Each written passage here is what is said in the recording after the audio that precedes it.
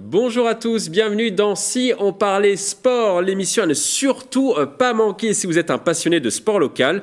Comme vous le voyez, ici on est obligé de porter le masque vu les conditions sanitaires du moment, mais ça ne va pas nous empêcher de décrypter l'actualité sportive du département pendant 1 heure. Pour m'accompagner, nos chroniqueurs et chroniqueuses sont avec nous sur ce plateau et via écran interposé, suite également au contexte sanitaire, présentation en musique. On commence à ma droite, il est de retour sur ce plateau, c'est une grande gueule, il n'a pas peur de dire ce qu'il pense, c'est la star de cette émission, l'incroyable, le magnifique coach Jean-Miss est avec nous pendant 1 heure. Eh bien, bonsoir Mickaël, bonsoir à tous. Comment allez-vous coach ?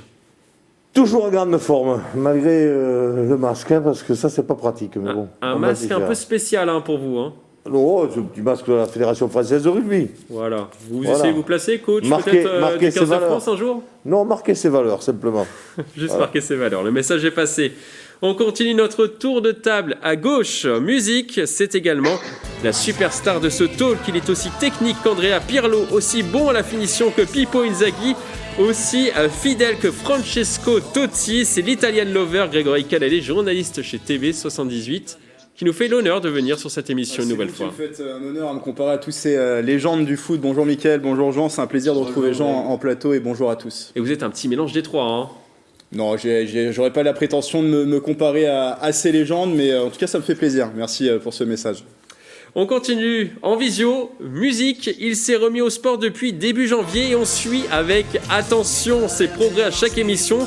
Son objectif, faire l'émission torse nu cet été. Le capitaine Yann Dujarier du club de Vélizy 78 est avec nous pendant 1 heure. Comment allez-vous Yann ? Pas super bien là, il y a un souci avec ma musique. Il y a un souci avec votre musique. On a eu la musique de l'Italian Ah oui, effectivement, j'ai pas fait attention. Est-ce qu'on peut lui mettre un tout petit peu de sa musique ou pas, si c'est possible en régie ? Sinon je vais me fâcher. Ah voilà, la musique de Yann Dujarier. Alors, les Yvelinois veulent savoir, Yann Dujarier, comment se déroule votre entraînement depuis début janvier ? On reçoit des mails, des tonnes de mails ici. Et figurez-vous qu'aujourd'hui, j'ai mis 1 minute de moins sur le même parcours qu'il y a 15 jours. Donc, plutôt content, sur une demi-heure, d'avoir gagné 1 minute sur un circuit de 5 km. Donc, ça me va bien. En progression. Ça progresse, voilà. Les Yvelinois sont contents de le savoir. On continue en visio, musique. Lui aussi est très sportif, il adore sortir les biceps quand il le faut dans une mêlée ou dans un débat télévisé. Il nous vient tout droit de Versailles. On le surnomme le gladiateur. Pierre Chevalier du Rugby Club de Versailles est avec nous. Forme et bonheur à tous les copains. Comment Bonsoir à allez-vous, tous Pierre ? et à toutes. Comment Vous avez vu, allez-vous ? j'ai fait des effets spéciaux parce que c'est pas parce qu'on est en visio qu'on n'a pas de la technique et on n'a pas du budget. Oui, digne des plus grandes émissions de télévision. Bravo Pierre Chevalier. Oui, monsieur, exactement. Enfin, notre dernière chroniqueuse musique, c'est sa première émission de télévision. Cette Yvelinoise est très sportive. Elle a commencé très tôt le sport en faisant notamment du judo et du saut en hauteur. Elle a joué au tennis, au basket. Aujourd'hui, elle fait de la course à pied. Elle a notamment fait des semi-marathons également. La cavalcade de Poissy, elle vise des trails de l'extrême et un marathon dans les prochaines années. Mesdames et messieurs, Audrey Lepère est avec nous pendant 1 heure. Merci pour l'invitation et bonjour à la team du plateau et à la team Visio. En fait, merci Mickaël pour l'invitation et contente de faire partie de la chronique. Voilà. On va voir qui va être le plus efficace entre la team Visio et la team Plateau. En tout cas, Jean a l'air très en forme pour cette émission. Alors attention. Prête pour cette grande première du coup, Audrey ? Très bien en forme, en pleine forme comme le sport. Hâte de commencer. On va voir ça. Alors avant de passer au programme de l'émission, on commence tout de suite par du football, ou plutôt une page People. C'est comme vous préférez, le rappeur américain Kanye West. Ça vous parle Kanye West, Jean ? Oui, bien sûr. J'ai tous ces disques. Alors, il était de passage à Paris pour la Fashion Week. Il en a profité pour faire un tour dans les Yvelines. Il est venu rencontrer le Brésilien Neymar au camp des loges. Le centre d'entraînement du PSG à Saint-Germain-en-Laye, la star internationale, a salué les joueurs et il a reçu un maillot du club de la part du Brésilien Neymar, un maillot floqué du numéro 10 et de son nouveau nom, Yé, comment on dit Grégory ? Yé, oui, parce que Kanye West, maintenant, il veut qu'on l'appelle Yé. C'est l'un de ses petits caprices. Les stars, on sait qu'elles ont souvent des gros caprices. Alors, votre avis, sur cette visite ? On va faire un petit tour de table, si je peux dire. Grégory ?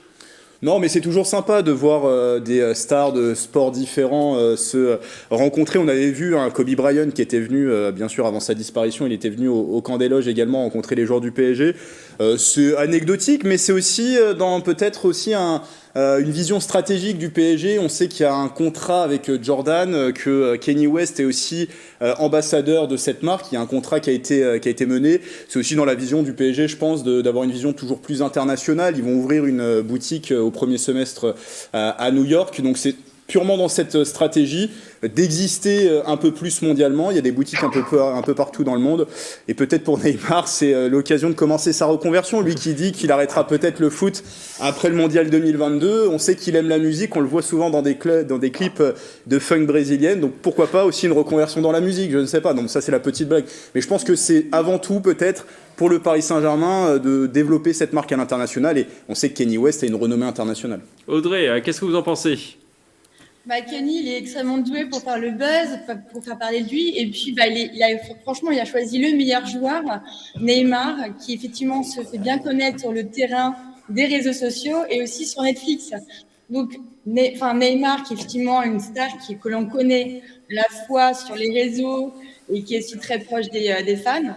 Et puis, Kanye West, je pense qu'il a envie de se faire reconnaître et encore plus aujourd'hui avec son divorce avec Kim Kardashian, donc qui va à la fois trouver un petit peu ses followers auprès des réseaux sociaux. Je suis bien d'accord, effectivement, avec Grégory, qu'il y a un vrai partenariat de stratégie, effectivement, commerciale. Donc, le coup de buzz, c'est un vrai jackpot et franchement, c'est un très, très bon coup pour Neymar et pour Kanye West. Bon, on voit que le mariage peut fonctionner entre les deux entités. Pierre Chevalier. Moi, ça veut dire deux choses. Sur cette émission qui s'appelle Si on parlait sport, on parle de sport. La première, c'est qu'on est vraiment dans l'accélération depuis de nombreuses années de la pipolisation des joueurs de foot. Ça, c'est la première chose. Et la deuxième, c'est pas très rassurant après les tours de Coupe de France et avant la Ligue des Champions de voir Neymar plus dans les médias et sur les réseaux sociaux que sur le terrain. Bon, après, c'est vrai que ça fait des coups de com' et ça promeut la marque PSG, mais je peux pas m'empêcher de décorréler par rapport aux enjeux sportifs et surtout aux échéances qui attendent le PSG en disant que bon, on détourne un petit peu l'attention, mais ne perdons pas de vue les objectifs. Yann Dujarier, qu'est-ce que vous en pensez ? Neymar, magnifique ambassadeur pour le PSG ? Ou Kanye West, magnifique ambassadeur pour le PSG ? J'en ai rien à foutre. Vous allez commencer par un carton jaune. Hein. Là, je suis obligé, Yann Dujarier. J'assume le carton, il n'y a pas de problème. Alors moi, je suis pas du tout people. Je viens d'apprendre que Kanye West était séparé avec Kim Kardashian, vous voyez. Donc voilà mon niveau de culture people. C'est bien pour quand moi, même pour la marque PSG peut-être. C'est quand même bien pour la marque PSG peut-être, Yann Dujarier. Oui, alors vous savez mon amour pour la marque PSG. Moi, la mienne, elle est plutôt dans le sud de la France, donc c'est pareil. C'est pas. J'aime bien parler du PSG quand il brille sur les terrains. J'aime bien m'intéresser au jeu. Vu les prestations dernières sur les terrains, je pense que il va falloir un petit peu se reconcentrer parce qu'il y a des échéances qui arrivent très prochainement et on en connaît qui vont pas leur faire de cadeaux. Donc ce serait dommage, encore une fois, de passer pour des clowns. Oui, et Grégory dit que vous allez droit au but, Yann Dujarier. C'est exactement, à droite au but. Jean, qu'est-ce que vous en pensez ? Kanye West, alors vous êtes un grand fan, on l'a compris. Il arrive à quelques minutes de nos studios. Qu'est-ce que ça vous fait ? J'espère qu'il ne m'en veut pas trop de lui avoir piqué Kardashian. Sinon, je me pose la question quand même, est-ce que Neymar va jouer au football à un moment donné ? Quand est-ce qu'il commence à jouer ? Il est blessé là actuellement. Mais non, mais je sais bien qu'il est blessé. Quand est-ce qu'il commence à jouer, ce garçon ? C'est tout. Mais oui, mais quand même. Oui, c'est bien, tout a été dit ici, tout a été dit, c'est bien commercialement. Mais quand même, je pense pas qu'il y a 4-5 ans, je crois que c'est 4-5 ans depuis que Neymar est là, je crois pas qu'on a recruté, que le PSG a recruté ce joueur-là, de ce niveau-là, avec cette classe sur le papier qu'il avait, pour en faire une star avec l'image du PSG. Quoi. Je pense qu'ils attendaient plus de lui des performances de terrain et non pas des performances de publicité. Il y a une phrase importante qui peut-être montre aussi qu'il n'y aura jamais peut-être de match entre Neymar et le PSG. Il a dit « Je ne me sentirai jamais ici ». C'est ce qu'il dit dans le documentaire qui est sorti justement sur Netflix. Donc, je voulais juste ajouter une chose. Je vais vous dire une phrase. « Je parle à Dieu tous les jours. C'est mon meilleur ami. Il joue au foot dans mon jardin. Je crois que je vois Messi. » Ça, c'est une phrase d'un titre de Kanye West qui s'appelle « Off the Grid ». Et ça a pu surprendre qu'il n'y ait pas eu de rencontre justement entre Kanye West et Messi au moment du passage au camp des loges. Il a rencontré plutôt Neymar, mais apparemment il est fan de Messi, en tout cas de Messi. Peut-être que Neymar avait peut-être plus de temps que Messi à lui accorder, je pense, pour rebondir ce que. Oui, mais c'est ça. Oui, le VRP du PSG, c'est pas Messi, c'est Neymar. Hein. Alors nous allons maintenant passer au programme de l'émission. Aujourd'hui, nous allons parler de tennis. Arthur Enoch-Nash a déclaré forfait pour le deuxième tour de l'Open d'Australie. Coup de projecteur également sur Tony Yoka. Le sportif yvelinois sera privé d'une demi-finale IBF des poids lourds. Mais avant de parler de ces thèmes, on va continuer à parler football et de la Coupe de France.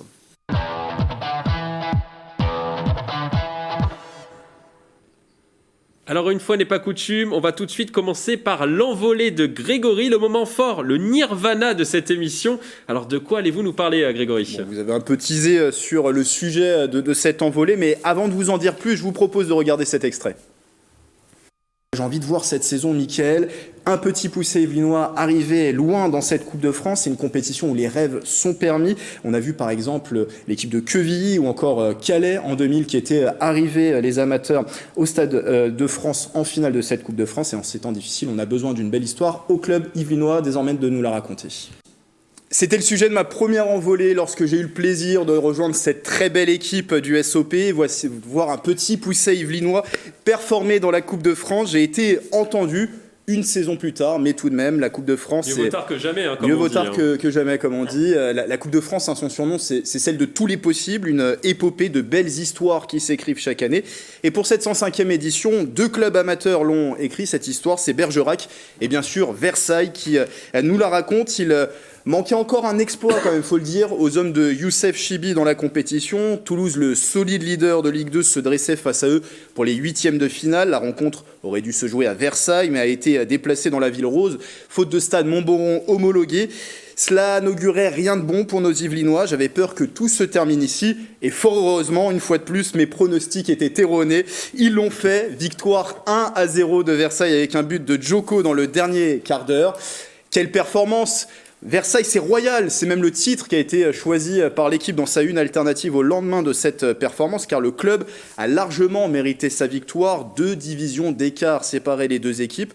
Et ça ne s'est pas vu sur le terrain, avec un Versailles souvent dominateur et des joueurs qui ont réalisé une prestation majuscule.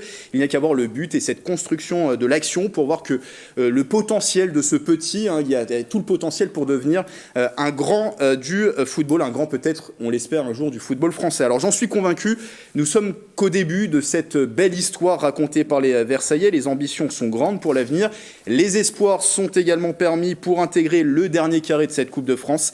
Et au travers de son parcours, Versailles fait briller les Yvelines, brille elle-même plus encore. Non, à Versailles, il n'y a pas que le château, il y a aussi des clubs sportifs qui ont des projets et travaillent. On pense forcément au football. Je fais un petit clin d'œil à Pierre aussi avec le rugby club de Versailles également.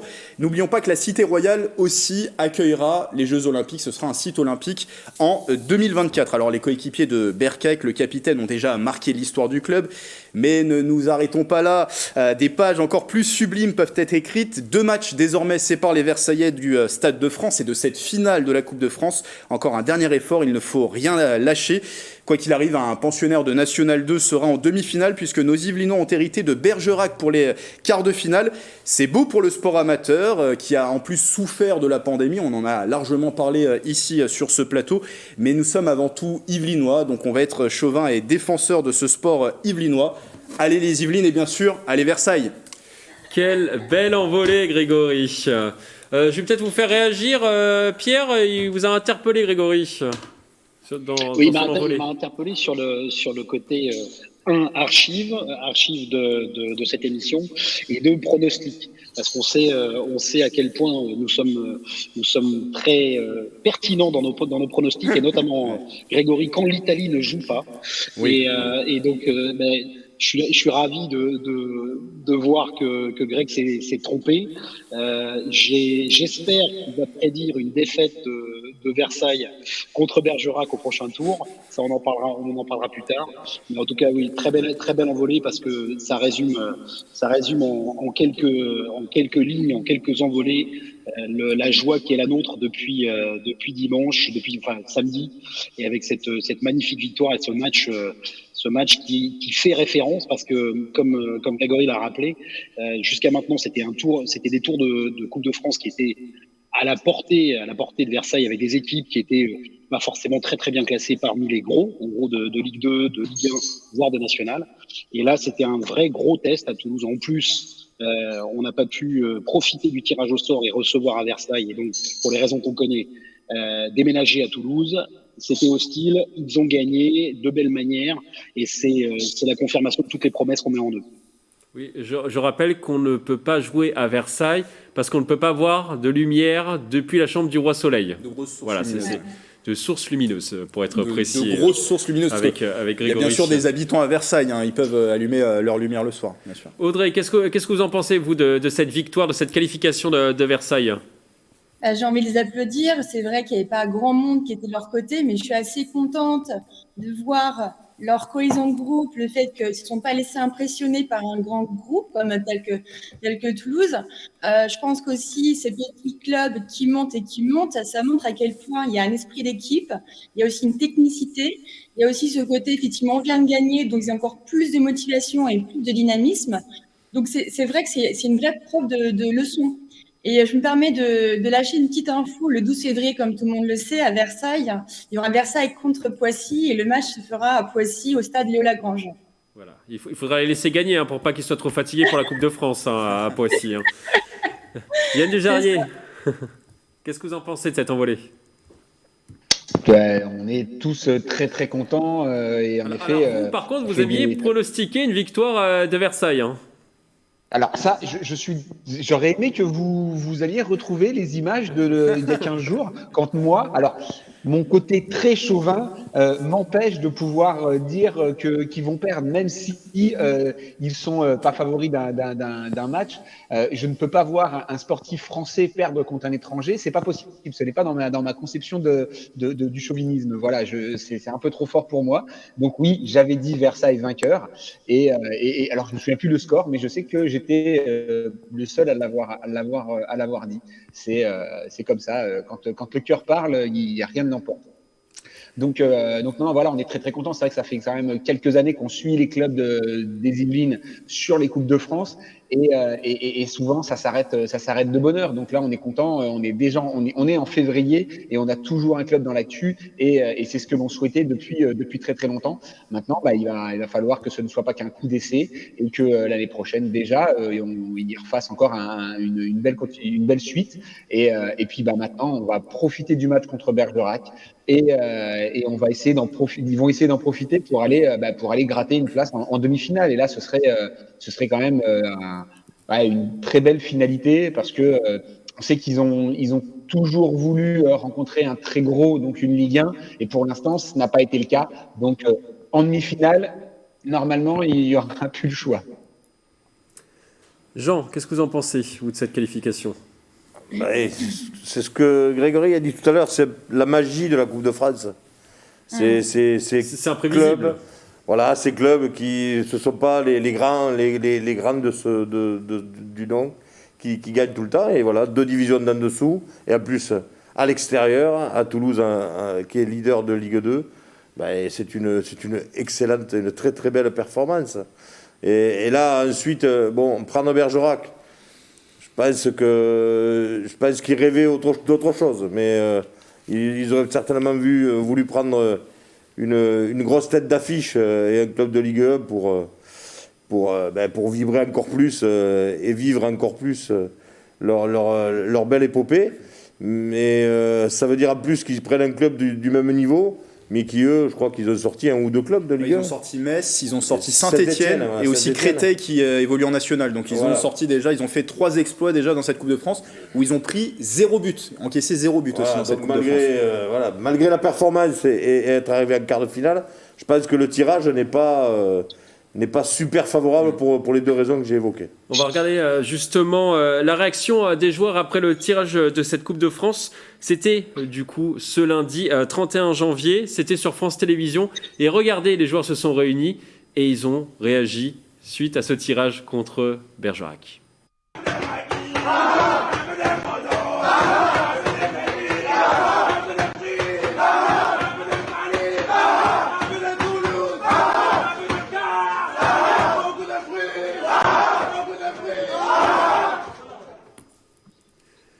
Bon, vous l'avez vu, hein, c'était pas le bon extrait, mais en tout cas, des images de joie, ça fait toujours plaisir à voir. On va écouter tout de suite l'interview des joueurs de Versailles. Au-delà de jouer Bergerac, on est surtout triste de ne pas recevoir pour notre public, quoi. Ça reste un match de coupe quand même, mais c'est surtout une place qui joue pour la demi-finale. Et on va tout donner, de toute façon. On se dit que tout est possible pour aller en demi-finale. Du coup, on va faire un petit vote. Est-ce que c'est un bon ou un mauvais tirage? Vous votez, oui ou non? Vous êtes partagé. Non pour vous, Pierre. Non pour vous, Grégory. Vous êtes partagé. Là, on y croit. Pouce. Alors pour vous, c'est oui, hein, Audrey, du coup. Alors, on y croit, d'accord. Alors, on fait un petit duel entre eux. Alors, qui était contre déjà? Pierre et Audrey? Allez, Audrey, du coup. Pourquoi vous pensez que c'est un bon tirage? Il faut faire confiance un petit peu de temps en temps, se dire que oui, il y a un tirage qui a été fait. Je pense que ça a été fait de manière stratégique et aussi en amont. Ils ont bien réfléchi qui allait se positionner où. Donc oui, je fais confiance. Pierre? Moi, je pense que c'est pas un critère de confiance en l'équipe. Ils ont montré que le SC Versailles, qu'ils étaient là et qu'ils pouvaient passer n'importe quel petit ou gros. Il y a notamment Toulouse en Ligue 2. Je trouve que c'est à ce niveau de la Coupe de France, en quart de finale, déjà, ils ont atteint un objectif historique, c'est-à-dire de battre justement ce niveau de qualification en allant en quart. Maintenant, ça reste ouvert et je trouve que c'est un mauvais tirage parce que à ce stade, pour évoquer la magie que Jean rappelait, la magie de la Coupe de France, il y a un moment ou un autre, de toute façon, s'il faut y aller au bout, il faut se goinfrer un gros. Et c'était le tour idéal, là, en quart de finale, puisque l'historique était déjà battu, pour recevoir ou pour aller à un gros. On aurait imaginé, si c'était qualifié un PSG Versailles au Parc des Princes, ou alors à l'OM, ou alors à Nantes. Mais je trouve que là, ils ont plus de difficultés à affronter une équipe de leur niveau, de National 2, qui plus est, leur ressemble beaucoup parce qu'elle est leader aussi de son groupe, de l'autre groupe de National 2. Et je pense qu'ils vont avoir une pression supplémentaire qu'ils n'auraient pas eu s'ils avaient rencontré en quart de finale une Ligue 2 ou une Ligue 1. Parce que justement, c'est des niveaux équivalents, c'est des saisons qui sont équivalentes avec des matchs gagnés. Et s'ils avaient affronté un gros, il y aurait eu zéro pression puisqu'on ne les aurait pas attendus du tout ici. Là, contre Bergerac, on se dit que c'est possible, on vise la demi-finale, et le match va être vraiment, vraiment accroché. C'est en ce sens que je dis que c'est pas forcément un bon tirage.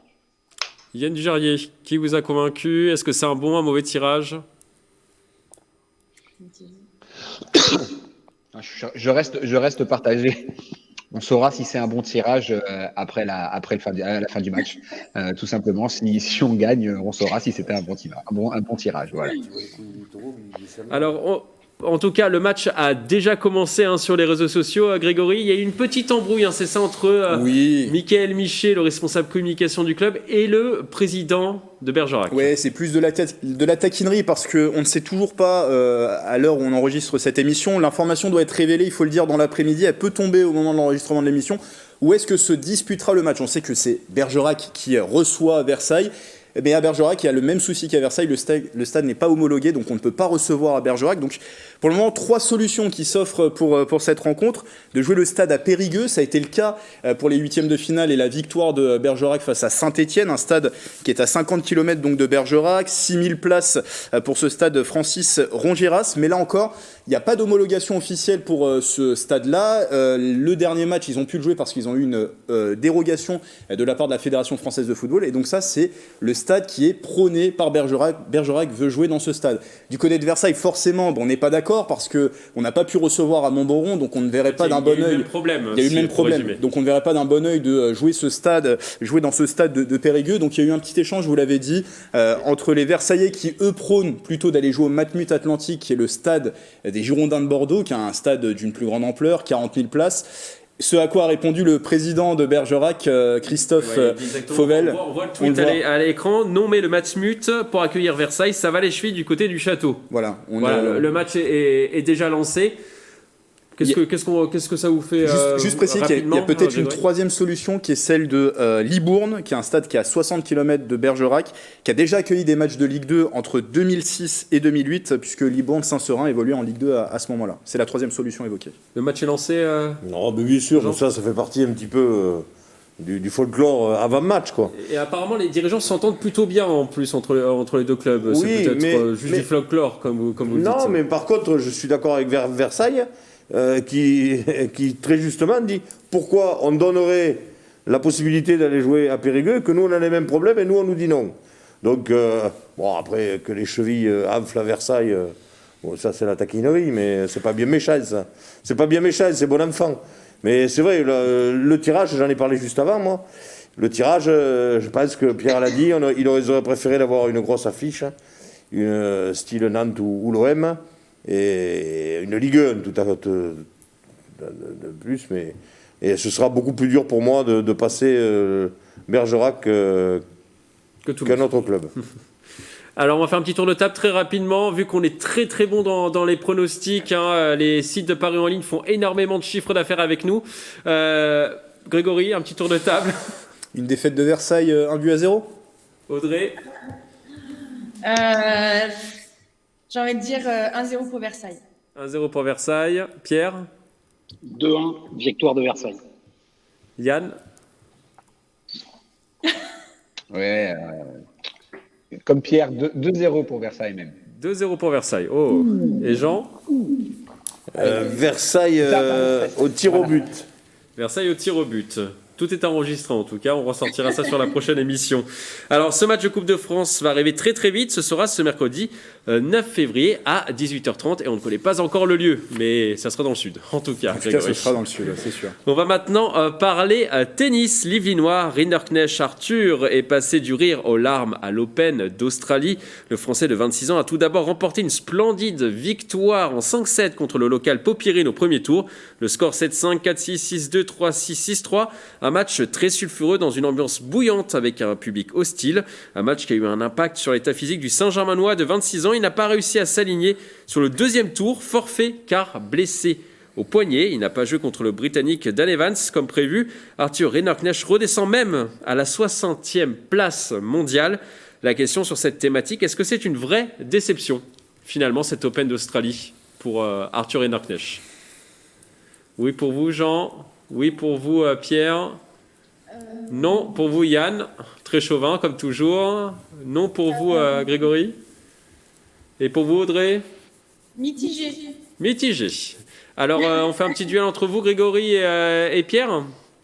Grégory, vous commencez? Alors, bien sûr qu'on est déçu en tant que suiveur d'Arthur Rinderknecht. On le suit depuis quelques années déjà, mais non, à ce stade-là, et on connaît la carrière d'Arthur, moi je pense que tout ce qu'il prend, c'est du bonus. Il a déjà atteint ce deuxième tour de l'Open d'Australie. C'est la deuxième fois qu'il remporte un match d'un tournoi du Grand Chelem. Il avait déjà passé un tour à l'US Open.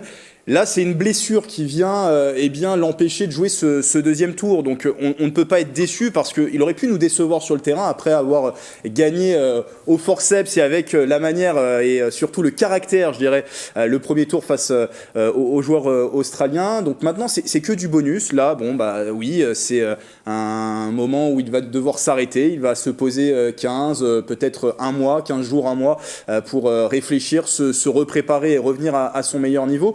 Mais moi, je pense qu'à ce stade de sa carrière, on sait tout son parcours, il est arrivé tard sur le circuit, c'est que du bonus. Et finalement, si de temps en temps, il est arrêté, moi, je ne peux pas être déçu pour ça, en tout cas. Pierre Chevalier, qu'est-ce que vous lui répondez? Alors, vous êtes déçu? Oui, moi je peux pas dire autre chose, compte tenu de ce qu'on avait déjà évoqué sur ce plateau, lorsque C'était l'Open d'Australie avait peut-être un démarré, petit peu trop justement. enflammé sur Euh, Arthur Hinderknecht, sur la précédente émission. j'ai pas entendu. On s'était peut-être un petit peu trop extasié sur la performance d'Arthur Hinderknecht sur la dernière émission. On s'était peut-être un petit peu emballé effectivement sur le niveau d'Arthur, mais justement, je dirais que moi, la déception, elle provient de deux choses. La première, c'est que précisément à l'inverse de ce que dit Greg, c'est parce que c'est une blessure que c'est rageant et que c'est extrêmement décevant. C'est-à-dire qu'il n'est pas tombé la raquette en main au deuxième tour. Il n'a même pas pu s'aligner. Donc ça, c'est une déception de fait et de contexte. Et pour la deuxième raison, c'est que compte tenu du potentiel justement d'Arthur Hinderknecht et de son âge surtout, et de son parcours sur le circuit pro, justement, à 26 ans, il a plus autant de temps qu'un jeune rookie qui viendrait d'arriver sur le circuit et qui ferait des étincelles. Il a un gros potentiel. Il avait montré beaucoup avec une finale à Adélaïde et ce premier tour contre deux Australiens. Et en plus, il avait su se départir d'un contexte justement assez hostile avec un public qui n'était pas du tout acquis à sa cause, bien au contraire. Donc, c'est une déception de ne pas l'avoir vu s'aligner sur le deuxième tour et confirmer tout le bien qu'on pense de ce garçon. Après, ça ne remet pas en cause pour autant les promesses qu'il apporte. Mais sur l'Open d'Australie, un peu comme un Monfils dont avait parlé et sur lequel avait parié Yann, déception de ne pas l'avoir vu plus loin. Peut-être aussi, comme a disait Cornet d'ailleurs aussi. Audrey, qui vous a convaincu? Est-ce que c'est Grégory? Est-ce que c'est Pierre? Ils avaient de sacrés arguments tous les deux. Oui, c'est vrai qu'il y a 50-50, c'est pour ça que je suis mitigée. Alors, le terme déception, je n'irai pas jusque-là, j'irai sur un terme de frustration en tant que grand sportif comme Arthur. Quand on voit ses belles performances lors de son premier tour, c'est quelqu'un qui est extrêmement impressionnant. Donc, c'est vrai que cette blessure-là, c'est frustrant. Alors, ce n'est pas fatal parce qu'un grand sportif peut se remettre en question, c'est-à-dire que sa technicité, elle est vraiment excellente. Son talon d'Achille, c'est son poignet. Donc, quelque part, à 26 ans, il y a une espèce de maturité qu'il faut effectivement envisager et anticiper, c'est-à-dire que la prochaine fois, il n'y aurait plus aucun défaut. Effectivement, j'aurai la maturité de gagner et de battre quoi qu'il arrive. Donc, c'est vrai que la frustration, elle est présente. Mais ce qu'on aimerait, nous, ce qu'on retient finalement quand on voit Arthur, le jeu d'Arthur, c'est qu'il y a une qualité de jeu lors de son premier tour. Après, quand on est grand sportif, on a effectivement des blessures et c'est là, effectivement, qu'il faut anticiper. D'où c'est dans la tête. Le fait de 50-50. Mais ce n'est que partie remise pour Arthur. Yann Dujarrier, qu'est-ce que vous en pensez de ce forfait au deuxième tour? C'est une déception de ne pas avoir pu faire le match.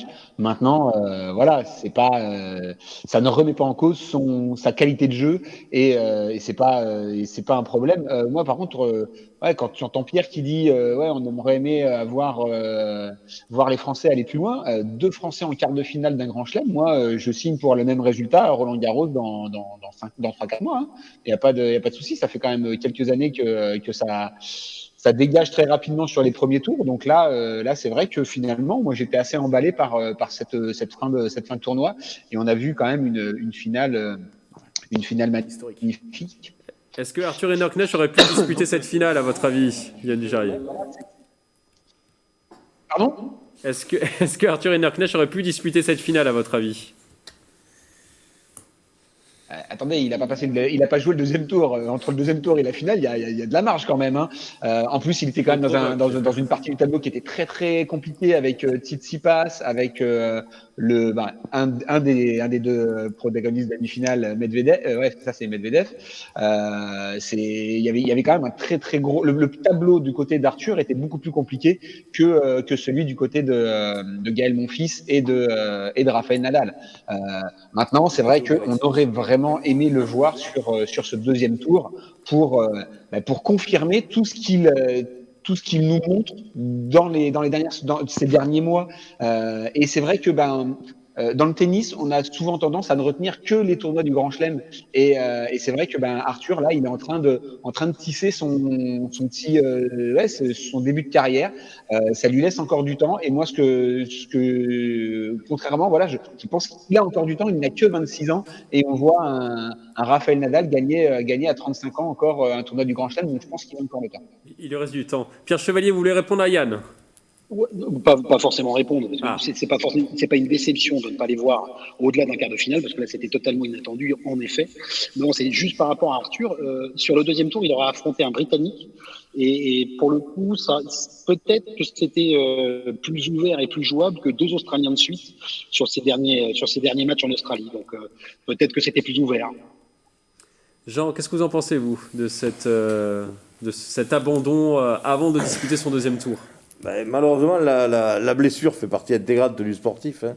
Donc, je pense qu'il doit être quand même déçu dans la mesure où il se sentait bien dans ce tournoi, qu'il avait fait un super premier tour. Et sur la lancée, il aurait pu espérer, comme l'a dit Pierre, en plus peut-être un adversaire qui était largement à sa portée.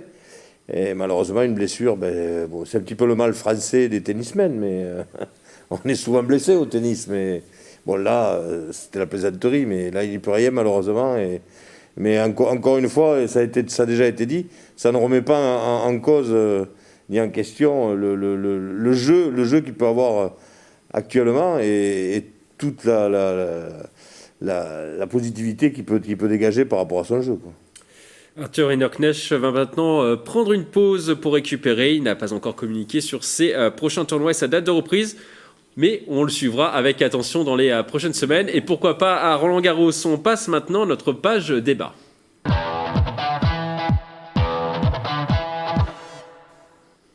On va parler de boxe. Ce devait être l'un des tournants de la carrière de Toni Yoka. Le boxeur originaire de Chanteloup-les-Vignes ne défiera pas le Croate Filip Hrgović pour une demi-finale IBF des lourds en mars prochain. La raison, il ne serait pas libre pour disputer ce combat car il a un contrat déjà signé avec le Congolais Bakole, un adversaire qu'il aurait dû affronter en janvier à Paris-Bercy, mais le rendez-vous avait été reporté en mars suite à l'épidémie de Covid-19. La fédération IBF basée aux États-Unis a donc tranché et Toni Yoka ne pourra pas affronter Hrgović. Une vraie déception pour l'Illinois qui devra encore patienter pour pouvoir disputer de gros combats en vue d'un titre de champion du monde. La question sur cette thématique, son rêve d'être un jour champion du monde des poids lourds, s'est-il envolé? Oui ou non? Est-ce que son rêve est brisé? Non pour vous, Grégory? Non pour vous, Pierre? Yann, j'ai pas vu? Non. Et partagez. Bon, vous êtes tous plus ou moins en train de dire que ce n'est pas terminé, hein, c'est ça, Jean? Non, on ne peut pas dire que ce soit terminé, mais là, c'est vrai que ça met vraiment un coup de frein, quand même. Ça, il faut reconnaître, parce que... Mais il avait cette occasion, cette opportunité de pouvoir aller se frotter un grand en vue d'aller se frotter au très grand et voir décrocher un titre suprême. Bon, après, je pense qu'il y a quand même une mauvaise gestion au niveau de son équipe, autour de lui, parce que là... quand même se priver d'une demi-finale, d'un combat aussi important que celui-là pour sa carrière et la continuité, par rapport à un combat qui a été reporté, là je pense quand même qu'il n'est pas super bien entouré. Après, le gros problème de base, c'est surtout que le combat n'a pas eu lieu au mois de janvier comme prévu. Parce qu'il ne rapportait pas assez d'argent. Oh, je me souviens. Oui, c'est ça. Voilà, il n'était pas viable parce qu'il il y avait que 2000. La jauge était à 2000 et à 2000 spectateurs. Comment? Voilà. Qu'est-ce que vous avez dit, Yann? Non, il a terminé. J'ai rappelé que c'était à cause des jauges Covid. C'était à 2000 et 2000, il n'était pas viable. Oui, il fallait au moins 7000 spectateurs minimum pour que ça soit viable. Donc il a été reporté, certes, mais là, on va dire que c'est pas fair play, quoi. Honnêtement, c'est pas fair play, parce que l'autre aurait très bien pu dire, sportivement, alors je sais que dans ce monde-là, c'est très particulier. C'est très, très particulier. Mais on aurait pu espérer qu'ils disent, bon, là, il y a quand même l'opportunité d'aller disputer un titre mondial en faisant ce combat. Ça lui aurait peut-être ouvert la porte.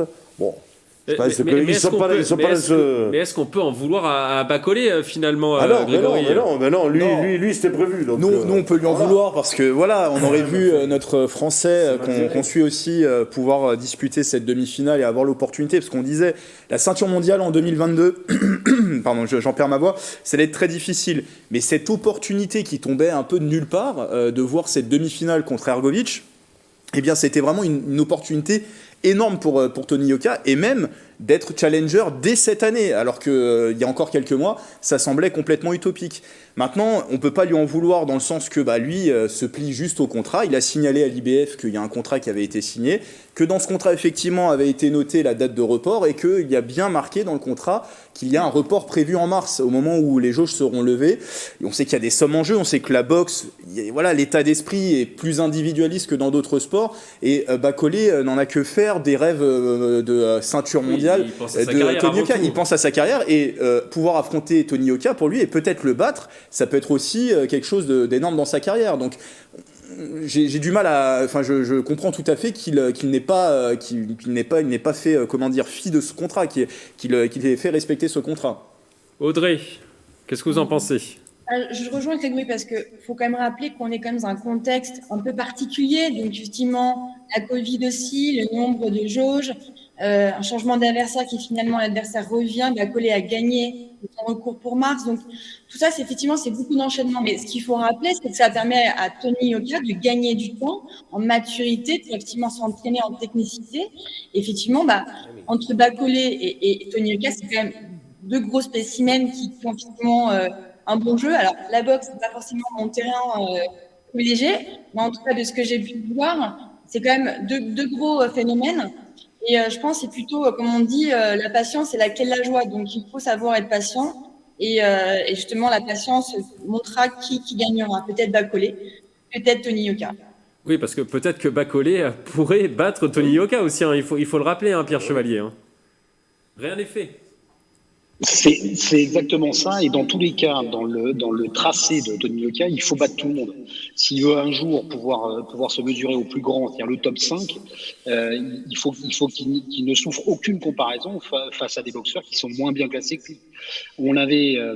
On s'était quitté en fin d'année 2021 sur la malchance, la malchance de Yoka, à nouveau sur le début janvier quand on parle du report du match contre Bacolé, rebondissement incroyable et complètement imprévu, cette possible demi-finale et la finale qu'il y avait derrière en point d'orgue en termes de combat pour pouvoir permettre à Yoka de se préparer, mais là, je crois qu'il faut, par ce rétropédalage, il faut quand même voir le positif, un peu comme disait Audrey.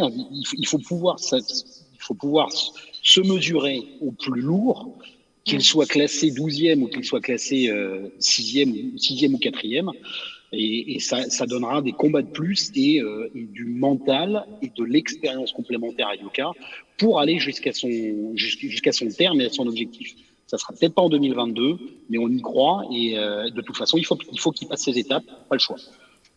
Et je précise quand même qu'on n'a pas d'action chez Tony Yoka, on en parle quasiment à chaque fois dans cette émission, mais c'est parce qu'il y a tellement de rebondissements depuis septembre avec Tony Yoka qu'on en parle à chaque fois sur TV78. Yann Dujardin, qu'est-ce que vous en pensez, vous ? Moi, je suis dégoûté pour lui parce qu'en effet, j'avais vraiment l'impression que c'était l'opportunité qu'il. Finalement, il est peut-être malchanceux. On le disait sur une émission, il est malchanceux. Pardon ? Finalement, il est un petit peu malchanceux. On en parlait sur les précédentes émissions. Ouais, on est bien d'accord. C'était une belle opportunité et là, ouais, c'est vraiment la malchance. Alors, je la mettrais plutôt sur un mauvais timing. Je vais pas aller parler de malchance, je vais plutôt parler de mauvais timing. Et puis voilà, c'est pas de bol d'avoir eu le coup de malchance, c'est que la jauge, elle est arrivée, qu'elle lui a empêché de faire ce combat au mois de janvier. Et du coup, il se retrouve dans un mauvais timing avec l'obligation de faire un combat au mois de mars et qui l'empêche de pouvoir en faire cette demi-finale contre l'Ukrainien, c'est ça? Le Croate. Donc voilà, là Croate, pardon. Donc voilà, c'est juste voilà, un mauvais timing. On sait que le timing dans la boxe, c'est quelque chose de très important. Il faut porter les coups au bon moment. Donc j'espère que l'année 2022 va lui être du coup une année qui lui permettre d'emmagasiner de l'expérience, de faire des combats et de montrer en effet qu'il est capable qu'il est capable de confirmer qu'il est capable. Et puis peut-être qu'en 2023, et pour pouvoir provoquer en 2023 l'opportunité de pouvoir combattre. Il a déjà de toute façon perdu des années, souvenez-vous, avec les no-shows. Donc c'est quelqu'un de patient, je pense Tony, il a cette capacité de rebond. Et puis il est encore jeune, 28 ans, il a le temps. La catégorie des lourds, c'est une catégorie d'expérience. Il va avoir bientôt 30 ans, pour préciser, Yann Dujarrier. Bientôt 30 ans pour Tony Yoka. Je ne sais pas si vous m'avez entendu, Yann. 30 ans pour Tony Yoka. Grégory. Non, mais très rapidement, ce qui est frustrant aussi, c'est qu'on sait que Tony Yoka avait aussi de grandes chances de l'emporter face à Hrgović. Ils se sont rencontrés 3 fois chez les amateurs et Tony Yoka l'avait battu à 2 reprises lors des mondiaux en 2015 et aussi au JO en 2016 à Rio. Hrgović l'avait battu seulement une fois en junior. Donc c'est aussi ça qui est très frustrant, c'est qu'on sait que ce combat était largement à la portée de Tony Yoka. Très rapidement, Jean, comment on est quand on est dans la tête de Tony Yoka? Suis il est dans sa tête, là, à votre avis? Il s'était déjà préparé à cette demi-finale IBF. Vous pensez qu'il est dans quel état d'esprit? Du coup, je ne suis pas sûr qu'il ait eu le temps de se préparer pour la demi-finale, quand même. Puisque... Même mentalement, à votre avis? Non, mentalement non, puisque à mon avis, lorsqu'on lui a proposé ce combat, il a eu de suite certainement la pensée de dire mais j'ai déjà un combat de prévu, est-ce que je vais pouvoir aller sur celui-là et faire passer la demi-finale avant? Je ne pense pas qu'il ait eu le temps de penser à ce combat. Je pense qu'il doit être très très déçu, ça c'est sûr, et on le saurait à moins, mais il faut qu'il reste concentré, parce qu'il faut à tout prix par contre qu'il gagne son combat là. Au mois de mars, parce que si par contre il perdait, là ça lui fermerait à mon avis définitivement la porte. Ça c'est sûr. Bon, Tony Yoka en tout cas devrait donc affronter à Baccolé en mars à Bercy. On va maintenant parler des Jeux Olympiques d'hiver de Pékin. Vous allez me dire que cela ne concerne a priori pas les Yvelines. Eh bien si, le département est un peu concerné par ce rendez-vous. Une ancienne Yvelinoise et plus précisément Plaisiroise, Sandy Claire, va participer à l'événement planétaire. Cette ancienne pistarde de l'équipe de France qui a participé aux JO d'été de 2012 et 2016 va participer cette fois-ci au JO d'hiver en bobsleigh à 2. Elle sera la remplaçante du duo féminin. 1 an après avoir arrêté le cyclisme, elle s'est lancée ce nouveau défi et elle a réalisé de belles performances qui lui ont permis d'être remplaçante sur l'épreuve. Elle nous explique pourquoi elle s'est lancée dans cette discipline. Quand je faisais du vélo, c'est mon frère qui m'entraînait et en fait on délirait. Enfin, c'est parti d'un délire où on se disait toi, donc lui, tu piloteras et puis moi je pousserai et en fait, voilà, j'ai voulu vraiment tester ce que ça faisait une descente de bob. Donc voilà, j'ai contacté la pilote Margot Bock. Et puis donc ça, c'était pendant le confinement, donc au printemps 2020. Et au final, je suis allée essayer. Donc je n'ai pas fait de descente tout de suite. J'ai d'abord fait des tests sur la poussée. Donc c'est vraiment pousser le bob, voir un peu si ça me plaisait, tout ça. Mais moi, c'était vraiment d'abord dans un but... c'était plaisir, quoi. Vraiment découverte. Et au final, j'ai accroché tout de suite. Est-ce que ce sport est vraiment différent du cyclisme sur piste? Elle nous répond. Alors, les qualités physiques, c'est les mêmes, parce qu'il faut être à la fois fort, rapide, donc puissant. Mais par contre, je passe d'un vélo, donc un sport porté, à... c'est de la course à pied, en fait. Pour s'entraîner, on fait de la musculation et de l'athlétisme, du sprint. Et là, par contre, moi, j'ai jamais couru de ma vie. Il a fallu que j'apprenne à courir. Savoir bien pousser, bien monter le genou, la pose du pied au sol. C'est plein de petits détails, mais c'est hyper technique. La course, c'est très, très technique. Donc, c'était vraiment un pari, un défi énorme, quoi. Qu'est-ce que vous pensez de cette reconversion? C'est la question sur cette thématique. Yann Dujarrier, vous qui la connaissez très bien, Sandy Claire, qu'est-ce que vous en pensez de cette reconversion? Oui, Oui, je connais un petit peu Sandy. C'est vrai que c'est une belle histoire. Ça fait vraiment plaisir pour elle parce qu'elle avait été un petit peu évincée par en équipe de France d'une manière pas très sympathique. Donc c'est bien qu'elle ait cette capacité de rebond et ce nouveau projet. C'est une nana qui est très très gentille. Donc voilà, on a grand plaisir à la suivre et on espère même que il y aura peut-être un petit. Voilà, elle a des belles perspectives devant elle. C'est des belles histoires que l'on aime dans le sport. Et je confirme, c'est vrai que pour un cycliste passer à la course à pied, c'est vrai que c'est quelque chose de très très compliqué. Donc là, elle arrive à rester à très haut niveau. Donc chapeau.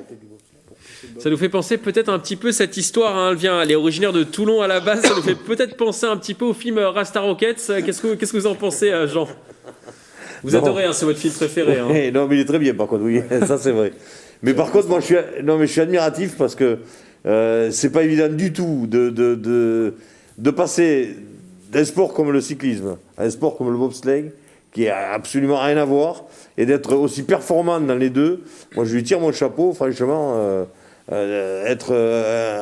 Incorporer les équipes nationales de deux disciplines qui n'ont rien à voir, c'est la preuve d'une sportive accomplie. Rasta Rocket pour vous, énorme film, un film qui a bercé mon enfance et qui est tiré en plus d'une histoire vraie. Bon, il y a quelques différences entre cette épopée jamaïcaine au JO de Calgary en 88, mais il y a bien eu une équipe jamaïcaine. Il y avait eu même cette chute. Alors c'est pas une chute, mais le bob qui s'était renversé. Ils avaient tiré des images d'archives pour les exploiter pour le film. Non, c'est une belle histoire pour Sandy Claire, et en plus, ce qu'il faut souligner, c'est que ça a été une reconversion éclair en 1 an et demi. Elle est passée du cyclisme sur piste, depuis qu'elle a arrêté sa carrière, mais en tout cas en 1 an et demi, elle est devenue très performante en bob. Elle a fait 4 compétitions et ça lui a permis d'être sélectionnable pour ces JO. Et elle a manqué en plus à quelques dixièmes de seconde la place de titulaire. Voilà, elle est une place de titulaire qui lui a échappé, et c'est un peu rageant de ce point de vue-là. Mais elle prolonge ces histoires de sportifs qui se reconvertissent, et des fois il y a de belles histoires et il y a de très belles reconversions d'un sport à l'autre. Oui, on en parlera juste après. Audrey, qu'est-ce que vous en pensez, vous, de cette reconversion? Je pense qu'on peut applaudir Sandy. Je pense que la reconversion, ça a du bon. C'est vrai que c'est une championne qui a 35 ans, donc elle est encore très jeune. Elle a les conditions physiques et mentales pour effectivement toucher à d'autres sports. Quand on aime un sport, on aime envie de toucher d'autres sports.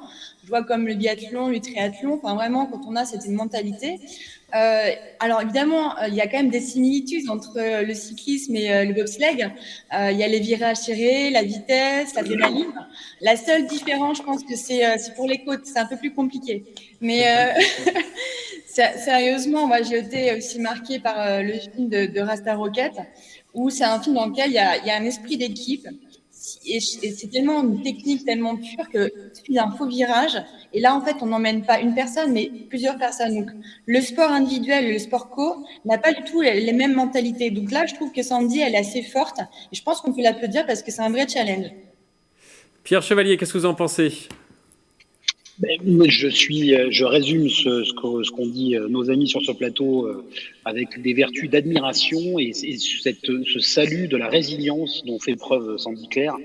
Je me demande même, sans savoir exactement la raison, comment elle a pu penser au bobsleigh après une carrière accomplie de cycliste sur piste. C'était apparemment une passion, Pierre Chevalier. C'était plus du sport passion au tout début. Finalement, une blague avec son frère, et finalement, de fil en aiguille, elle s'est rendue compte qu'elle avait du potentiel. Et elle s'est lancée, tout simplement, avec les membres de l'équipe de France. Elle a un petit peu discuté avec ses membres de l'équipe de France.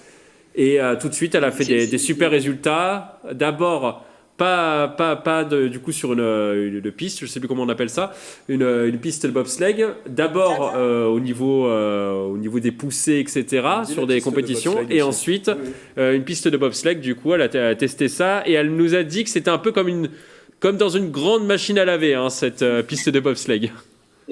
C'est encore plus remarquable.